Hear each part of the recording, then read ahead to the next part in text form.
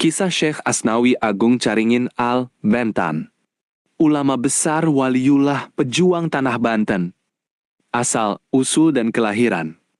Lahir, 9 November tahun 1850, 1850 M, Kampung Caringin, Kecamatan Labuan, Kabupaten Pandeglang, Banten. Nama lengkap, Syekh Asnawi bin Abdurrahman Al-Bantani. Ayah, Syekh Abdurrahman, ulama terkemuka, penghulu daerah, keturunan Sultan Agung Mataram. Ibu, Ratu Sabiah, wanita salehah, keturunan langsung Kesultanan Banten. Sejak kecil cerdas luar biasa, dididik keras, namun penuh kasih oleh ayahnya agar teguh iman dan disiplin tinggi.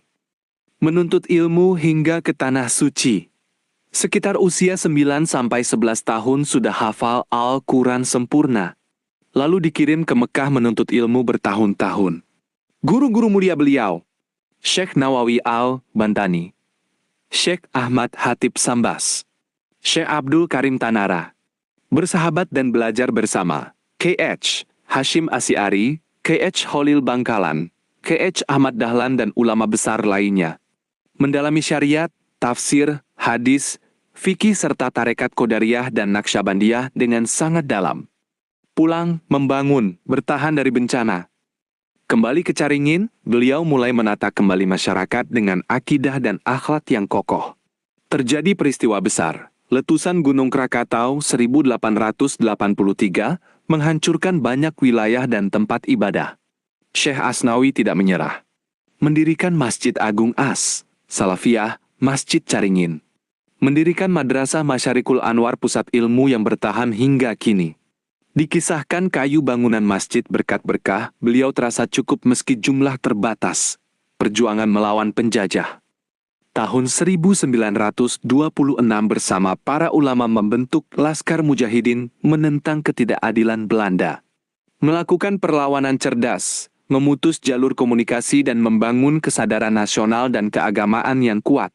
Ditangkap, dipenjara, lalu diasingkan ke Cianjur, tetapi pengaruh dan kunjungan umat tetap besar, sehingga tidak bisa dibuang jauh.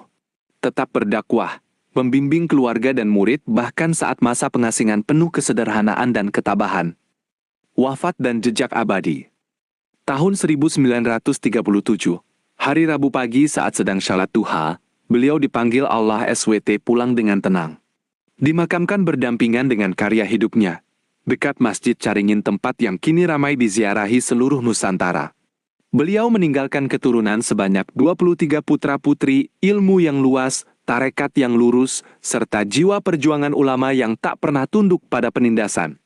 Bahkan Gus Dur menyebut beliau salah satu waliullah terakhir di tanah air.